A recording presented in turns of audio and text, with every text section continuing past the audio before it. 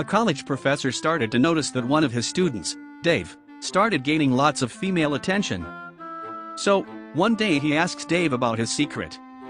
Dave replies, "Well, before sex I simply whip out my willy and smack it against the bedside table, like a hammer.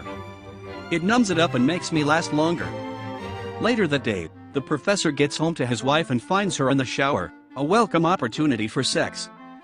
So, he quickly undresses and starts banging his dick against the dresser, just before hearing his wife calling from the shower, "Dave, is that you?" A Nazi walks into a bar, looks around, and notices an older Orthodox Jewish man seated at a nearby table. "Barman," he says, "around on me, for all your patrons, but not for the old Jewish geezer right there." As everyone in the bar receives their drinks, he looks directly at the Jew with a nasty little smile. Surprisingly, the Jew nods his head and sends a warm smile back. The Nazi is somewhat miffed, as this was not the reaction he expected. So he goes back to the bar. "Barman, a second round for everyone but him, and this time take it all from the top shelf." Nazi looks again at the Jew, and notices that he is still smiling back, and even warmer than before. "Is that Jew a complete fool or what?" he asks the barman. Bartender responds, "Oh no, my generous friend, that gentleman is my boss and the owner of the bar." A drunk guy is showing friends his new apartment. The last stop is the bedroom, where a big brass gong sits next to the bed. "What's that gong for?" the friend asks him. "It's not a gong," the drunk replies. "It's a talking clock." "How does it work?" The guy picks up a hammer, gives the gong an ear-shattering pound, and steps back. Suddenly, someone on the other side of the wall screams, "For God's sake, you asshole, it's 3:30 in the goddamn morning." Got home to find my wife had left a note on the fridge that said, "This isn't working, I'm going to my mom's." I opened up the fridge. The light was on and the beer was cold. I'm not sure what she was talking about. I was having sex with my friend's wife, the phone rang. I heard it was her husband and I quickly started to get dressed.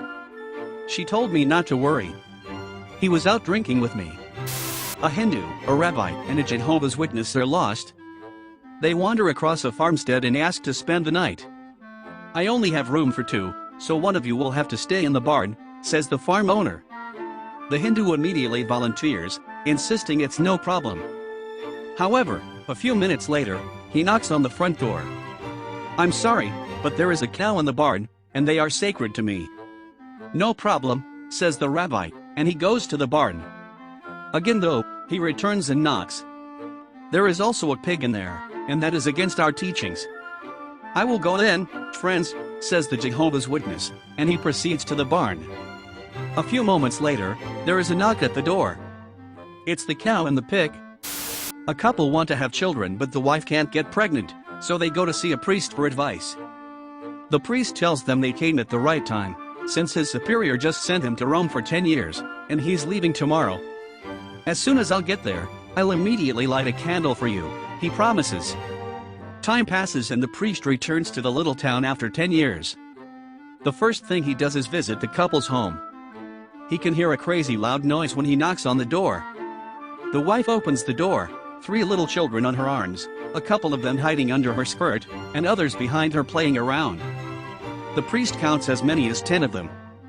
"Well, this is quite a pleasant surprise," exclaims the priest. "It seems like God listened to my prayer. But where is your dear husband?" "My husband traveled to Rome," says the wife with a tired look on her face. "To Rome? Why on earth would he go to Rome?" "To blow out that bloody candle you lit." I call my wife Bambi. She thinks it's because she's cute with big brown eyes. But in reality it's because I want someone to shoot her mother with a hunting rifle. The oldest computer can be traced back to Adam and Eve. It was an Apple but with extremely limited memory. Just 1 byte. And then everything crashed. A beautiful young woman, on an international flight, asked the priest beside her, "Father, may I ask a favor?" "Of course you may. What can I do for you?" "Well, I bought this expensive electronic hair dryer that is well over the customs limits and I'm afraid that they'll confiscate it from me. Is there any way that you could carry it through customs for me? Under your robes perhaps?" "I would love to help you, dear, but I must warn you, I will not lie. With your honest face, Father, no one will question you." When they got to customs, the young lady let the priest go ahead of her. The customs officer asked, "Father, do you have anything to declare?" "From the top of my head down to my waist, I have nothing to declare." The officer thought this answer strange, so he asked, "And what do you have to declare from your waist to the floor?" "I have a marvelous little instrument designed to be used on a woman, but which has, to date, and used." Roaring with laughter, the officer said, "God bless you, Father, go ahead. I hate those people who knock on your door and tell you that you need to be saved or else you'll burn. Stupid fireman." I was passing by my son's bedroom and was astonished to see the bed was nicely made and everything was picked up.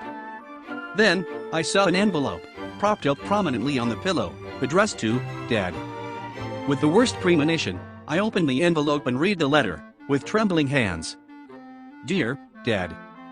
It is with great regret and sorrow that I'm writing you. I had to elope with my new girlfriend, because I wanted to avoid a scene with Mom and you. I've been finding real passion with Stacy. She is so nice, but I knew you would not approve of her because of all her piercings, tattoos, her tight motorcycle clothes and because she is so much older than I am. But it's not only the passion, Dad. She's pregnant. Stacy said that we will be very happy.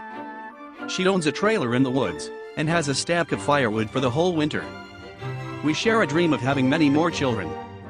Stacy has opened my eyes to the fact that marijuana doesn't really hurt anyone. We'll be growing it for ourselves and trading it with the other people in the commune for all the cocaine and ecstasy we want. In the meantime, we'll pray that science will find a cure for AIDS so that Stacy can get better. She sure deserves it.